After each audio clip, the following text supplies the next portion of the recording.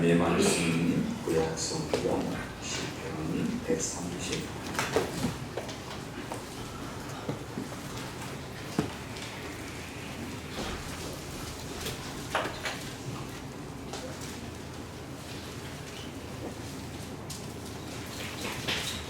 1절에서 8절까지 읽겠습니다. 내가 전심으로 주께 감사하며 신들 앞에서 주께 찬송하리이다. 내가 주의 성전을 향하여 예배하며 주의 인자하심과 성실하심으로 말미암아 주의 이름에 감사하오리니 이는 주께서 주의 말씀을 주의 모든 이름보다 높게 하셨으니라. 내가 간구하는 날에 주께서 응답하시고 내 영혼에 힘을 주어 나를 강하게 하셨나이다. 여호와의 세상의 모든 왕들이 주께 감사할 것은 그들이 주의 입의 말씀을 들음이오며 그들이 여호와의 도를 노래할 것은 여호와의 영광이 크심이니이다.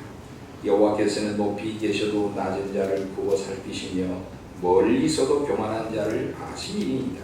내가 환난 중에 다닐지라도 주께서 나를 살아나게 하시고 주의 손을 펴사 내 원수들의 분노를 막으시며 주의 오른손이 나를 구원하시리이다. 여호와께서 나를 위하여 보상해 주시리이다. 여호와의 주의 인자하심이 영원하오니 주의 손으로 지으신 것을 버리지 마옵소서.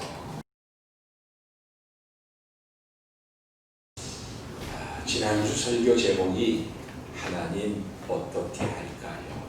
이런 거였어요. 어때요? 여러분 한 주간 지내면서 하나님 어떻게 할까요? 이렇게 물어본 적이 있나요? 몇 번이나 물어보셨나요? 또 하나님이 뭐라고 대답하시던가요? 오늘 시편 138편은 감사와 예배와 찬송과 영광으로 가득한 시예요. 이 감사가 어디서부터 시작이 되었는가?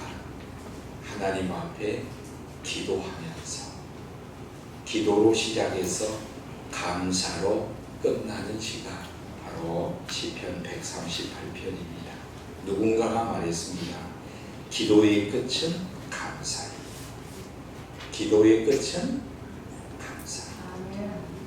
이렇게 감사와 이렇게 찬송할 수 있었던 그 이유에 대해서 이 다윗은 내가 기도할 때마다 하나님은 응답해 주셨고 그 응답은 내게 힘을 주셔서 나를 강하게 해서 이기게 하신다. 이렇게 다윗은 고백하고 있습니다. 여러분 다윗처럼 전쟁을 많이 한 장소 어디 있겠습니까?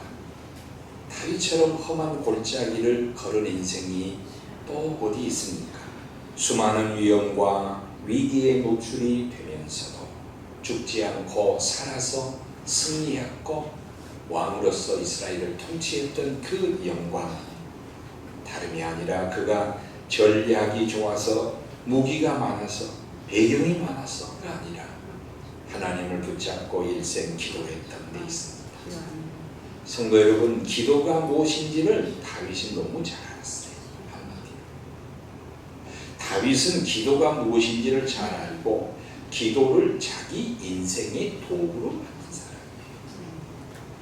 누군가가 말하기를 인간은 도구를 조작한다. 도구를 조작한다. 그래서 호모 파베르라 이렇게 말해요. 호모 파베르. 이 동물도 뭐 이렇게 간단한 뭐 이렇게 도구를 조작해서 먹이를 사냥하기도 합니다만은 그러나 인간처럼 이렇게 정교하게 많은 도구를 활용하는 것, 그래서 인간을 지칭하기를 동물과 구분해서 호모 파베르다. 놀 때 도구를 가지고 놀아요. 음식도 여러분 도구를 활용합니다. 놀이합니다. 위험할 때 어때요? 주먹으로 싸우는 것이 아니라 무기로 또 도구를 활용해서 인간은 싸우기도 합니다. 생존을 위해서 도구를 활용합니다. 이게 인간이에요.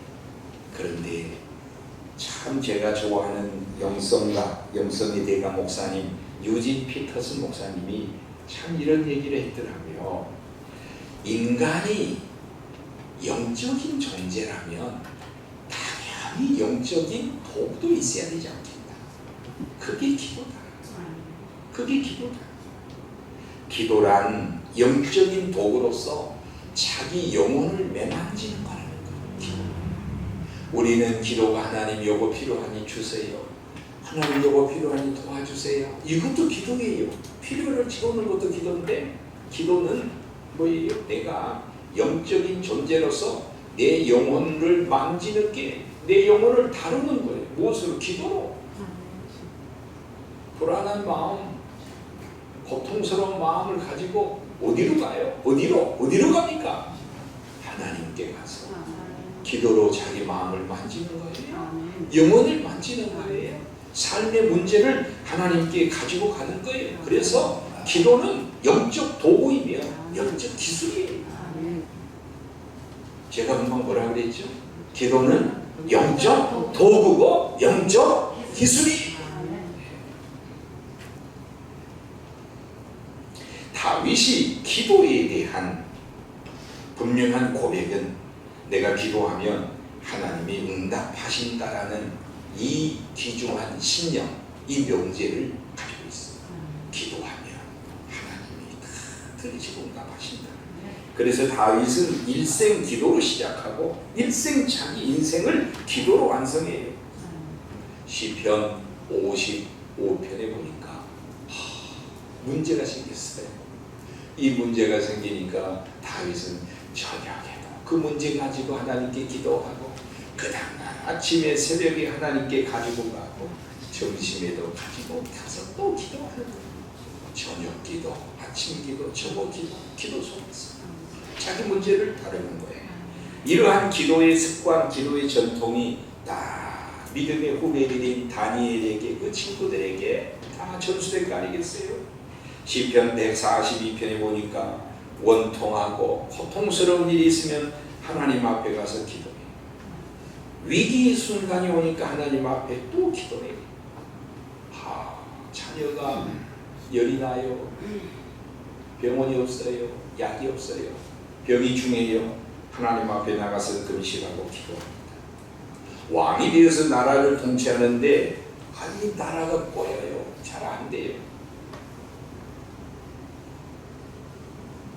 우리 문 대통령께서 카톨릭 신자라고 반지를 끼고 있는데 나라가 이렇게 어려운 위기 때에 하나님 앞에 가서 기도하는지 안 하는지 뭐 내가 물어볼 수도 없고 확인할 수도 없고, 다윗은 기도했어요.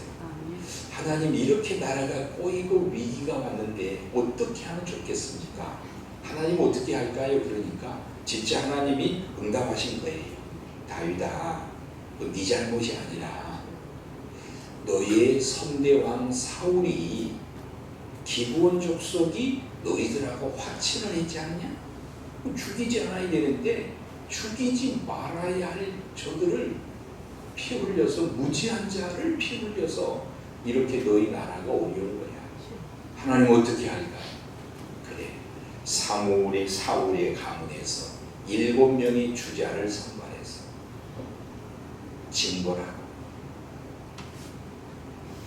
회개하고 바로 잡았을 때 나라가 바로 세워져요. 기도하는 거예요. 문제가 있어서만 기도한 거 아니에요.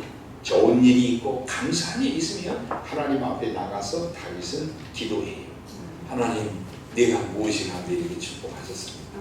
하나님, 내가 무엇이 하는데 이토록 나에게 보여주시니까 이렇게 감사의 기도도 올려드려요. 그래서 여러분 다 기도하고 계시지만 다시 우리가 기도가 뭔지를 여러분 다시 생각해야 합니다. 나는 이렇게 생각합니다. 기도가 뭐냐? 라고 우리 성도님들이 물어보면 저는 이렇게 말하고 싶어요. 당신의 삶을 이야기로 만들라. 당신의 삶을 하나님의 이야기로 만들어라. 하나님의 이야기로 만들어라. 여러분 막 힘든 일 있고 그러면 어떻게 해요? 친한 사람에게 가서 들어봐 이리 와봐 좀 내 얘기 좀 들어봐 하면서 내가 힘든 얘기를 어때요? 그 사람한테 막 하소연하고 얘기하잖아요. 그런데 사람은요 다 잊어요. 들을 때는 얼마나 힘드냐 하는데 다 잊어요. 그런데 하나님은 다 기억해요. 당신의 문제를, 당신의 삶을 하나님 앞에 이해하기로 만드는 거예요. 여러분, 이것이 기도예요. 여러분에게 많은 인생의 볏단이, 볏집이 있다면 그것을 새끼줄로 꼬아서 하나님 앞에 새끼줄을 꼬아서 하나님 앞에 나의 이야기를 드리는, 새끼줄을 꼬는, 여러분 이게 기도예요. 내 문제를 기도로 만드는 거예요. 내 무슨 문제든지 그것을 하나님의 이야기로 만드는 거예요. 이게 기도예요. 내 인생 자체를 기도로 만들어. 나의 라이프 스토리, 내 인생의 이야기를 내 인생의 이야기로 그냥 그치는 것이 아니라 프레이어 스토리, 기도의 이야기로 만들어 보세요. 다윗처럼 변할 수 있어요. 다윗이 그런 사람이에요. 다윗이 하나님께 기도하면서 간구를 믿었어요. 하나님 앞에 기도하면 반드시 하나님이 들어주신다. 이렇게 하면서 당신의 인생의 숱한 경험을 기도로 만들어서 하나님 앞에 올려드렸어요. 그런데 여러분, 한 가지 다윗은 더 알았어요. 무엇을 알았냐면, 우리가 상대방하고 이야기할 때에 내 이야기를 다 이렇게 할 때에 아주 이렇게 잘 전달하려면 상대방이 알아듣도록 전달해야 되잖아요. 마찬가지로 잘 알아듣기 위해서는 나도 잘 표현해야 되지만 듣는 사람이 잘 알아듣도록 표현을 해야 된다. 다윗은 하나님께 기도하면서 나의 이야기를 하나님 앞에 꺼내면서 이야기할 때에 하나님은 내 이야기를 어떻게 들으시는가, 어떻게 하나님께 알려드려야 하나님이 들으시고 응답하시는가, 이것을 잘 알았어요. 그게 뭐냐면 하나님의 말씀과 하나님의 약속을 붙잡고 기도하면 하나님이 잘 들어주세요. 직접적으로 얘기하면 꼼짝없이 들어주세요. 왜? 하나님은 말씀하신 것, 하나님이 약속하신 것은 하나님이 잘 지키시고 반드시 지키시기 때문에 하나님이 이렇게 약속했으니 그 약속대로 내 인생을 돌보아 주세요 라고 기도하면 하나님이 그 약속을 지키세요. 사무엘하 7장에 다윗아, 내가 힘들고 어려운 일이 있어도 너의 왕의 보좌는 내가 지켜줄게. 그런데 수많은 사람들이 왕권을 흔들어요. 심지어는 이 아들도 흔들어요. 압살롬도 흔들어요. 수많은 위기가 있어요. 왕권이 흔들려요. 그때 나가서 하나님, 나에게 나의 보좌를, 나의 왕권을 지켜주신다고 했죠. 내가 지금 흔들리고 있으니 붙잡아 주세요. 그리고 하나님께서는 내가 사울에게 베푼 은총이 있고 너에게 베푼 은총이 있는데 너에게 큰 은총을 내가 주겠다. 이렇게 하나님이 약속했지 않습니까? 나에게 은혜를 베풀어 주세요. 이렇게 하나님의 말씀과 약속을 붙잡고 기도했어요. 그리고 다윗은 하나님의 이름을 붙잡고 하나님 영광을 위해서 기도했어요. 어떤 자기 사역이나 자기 목적이 아니라 하나님의 영광과 하나님의 이름을 높이기 위해서 기도하면 하나님이 잘 들어주신다는 것을 알았어요. 그래서 다윗은 그렇게 했습니다. 다윗이 하나님 앞에 기도했을 때에 하나님은 어떻게 응답하셨느냐? 성경에 보니까 하나님은 두 가지로 응답을 하세요. 이걸 여러분이 잘 알아야 돼요. 그런데 내가 하나님 앞에 기도해서 하나님이 응답을 하셨는데도 여러분들이 하나님의 응답이 어떻게 오는지를 모르면 응답을 하셨는데도 응답을 받고도 몰라요. 그래 잘 들으셔야 돼요. 하나님은 어떻게 응답하시느냐? 두 가지로 응답하시는데요. 첫 번째가 내가 기도하면 하나님은 상황을 딱 바꿔주시고 문제를 즉시 해결하시고, 하나님께서 내가 꼼짝 안 하고 손 하나 움직이지 않아도 하나님이 완전하게 다 해결해 주시느냐? 그렇지를 않아요. 하나님은 내가 기도하면요, 그 문제와 그 상황을 그대로 두세요. 그런데 기도하는 나에게 내 마음에, 내 영혼에 새 힘을 주어서 그 힘으로 문제를 감당하고 상황을 이기고 그 상황을 견디게 하는 힘을 주시는 거예요. 이것도 여러분 응답이에요. 이것도 응답이에요. 그래서 두려운 일이 있고 힘든 일이 있고 괴로운 일이 있었는데 그 괴롭고 두렵고 힘든 일을 피하지 않고 거기 서서 하나님 앞에 기도했는데 하나님이 힘 주셔. 그 힘을 가지고 문제에 직면하고 사탄을 대적하고 세상을 대적하고 골리앗을 대적하고 문제를 앞에 서니까 아무것도 아니에요. 그래서 다윗은 별거 아니네. 별거 아니네. 하나님이 주시는 지혜와 능력이면 별거 아니네 하면서 믿음이 성장하는 성숙하는 거예요. 여러분, 인내란 재밌는 거예요. 그냥 참고 견디는 거, 이걸 우리가 인내라고 얘기하는데, 이 성경에서 말하는 인내란 휘포모네라는 건데, 이 휘포모네라는 휘포라는 것은 어떤 상황에서 참고 견디는, 어떤 상황, 조건, 문제 안에서 휘포, 그 안에서 견디는 것, 이게 인내예요. 여러분, 욥이 하나님을 안 찾아요. 욥이 하나님께 기도 안 해요. 욥이 죄가 있어요. 기도를 안 해요. 믿음이 없어요. 그 하나님 찾고 기도하는데 하나님이 그 상황을 안 바꿔주시고 그대로 두시는 거예요. 그래서 여러분, 또 인내하고 기도하고 인내하고 기도하고 인내하고 나중에는 단단한 믿음이 돼서 이 세상이 감당하지 못하는 믿음의 사람이 돼요. 그래서 야고보서를 보니까 믿음의 표상이 돼요. 믿음의 표상이 돼요.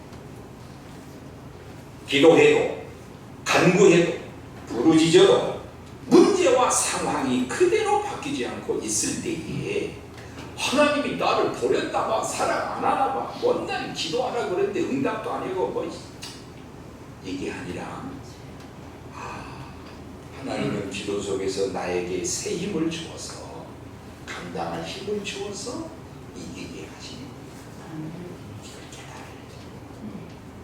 또 한편으로 기도하면 우리에게 힘을 주어서 내가 이기기도 하시지만, 하나님이 또 그것만이 아니에요. 기도하면 하나님이 내 인생과 내 삶의 상황에 개입해서 하나님이 역사하세요.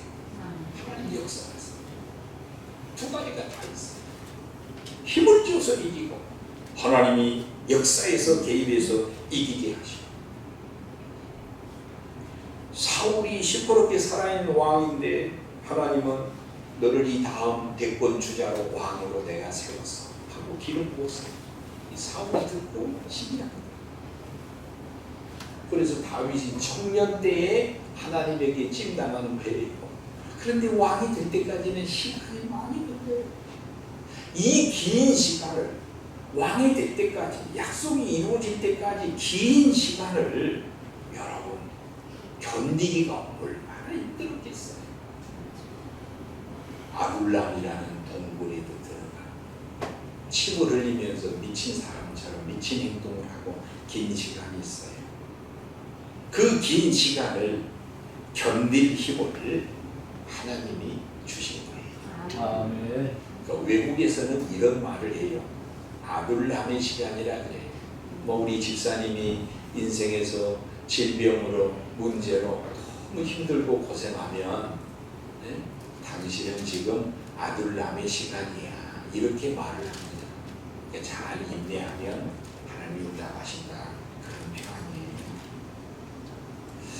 이제 우리가 이제 카톡을 하잖아요. 카톡을 이렇게 하는데 카톡에다가 자기 이제 스트레스 메시지를, 상태 메시지를 딱 하잖아요. 그런데 어떤 친구는 이 자기가 힘든가 봐요.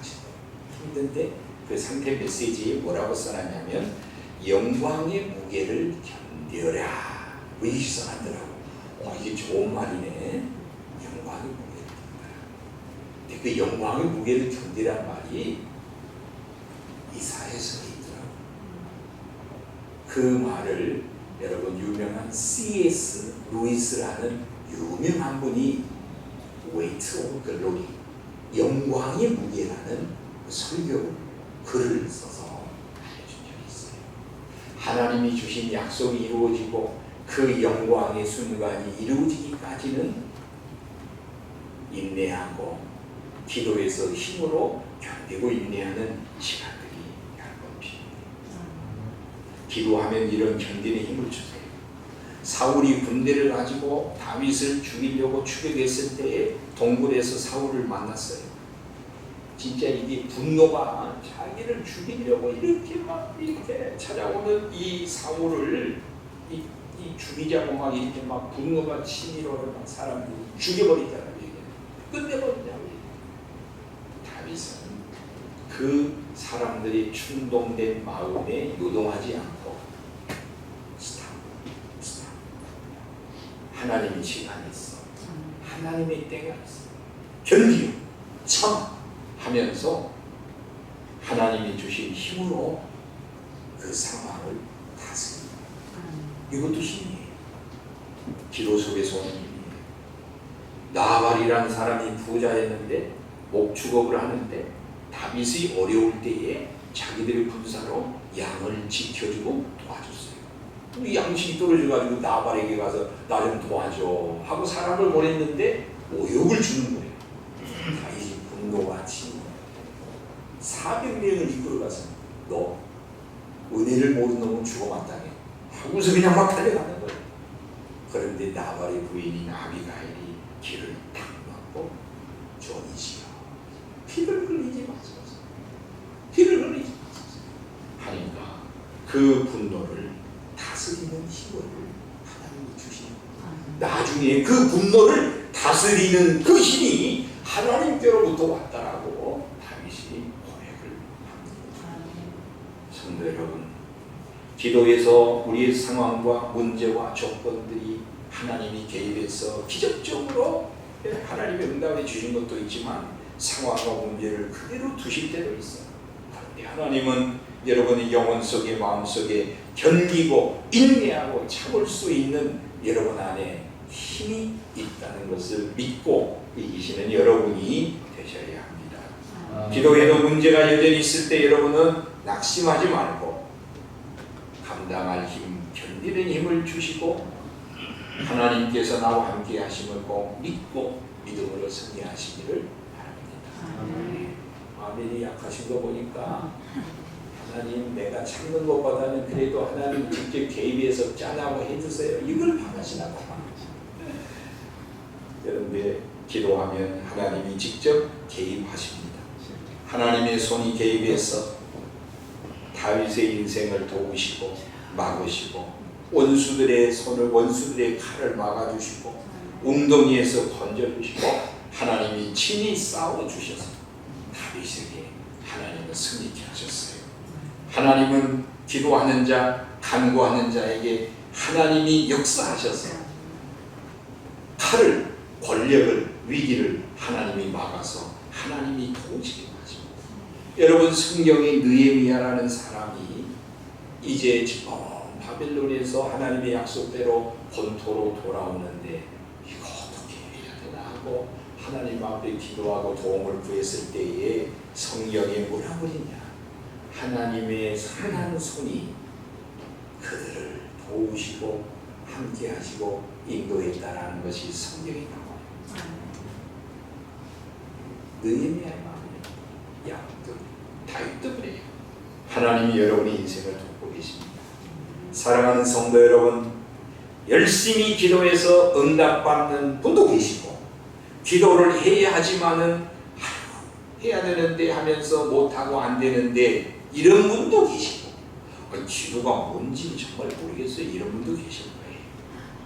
근데 기도가 뭔지를 아시는데 못하신 분은 다시 하시면 돼요. 그런데 기도가 무엇인지 잘 모르는 교회에 처음 난 분들이 많이 계실 것 같아요. 소개를 해야 돼요. 여러분, 기도를 어떻게 해야 잘할까? 여러분, 기도는 이야기예요.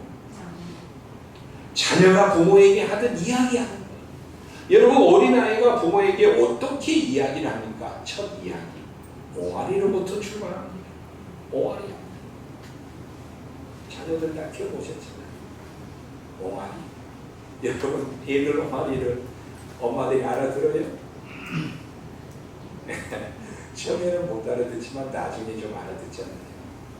기도도 마찬가지. 우리가 하나님 앞에 기도할 때 거의 첫 기도는 다 옹알이 수준이에요. 옹알이 할 때 하나님이 그걸 가만히 듣고 계시다가 문법이 안 맞아, 말을 똑바로 해, 이렇게 하나님이 말씀하시겠어요? 옹알이 하면 부모들이 그냥 퍼벅 넘어가 죽잖아요. 예뻐서.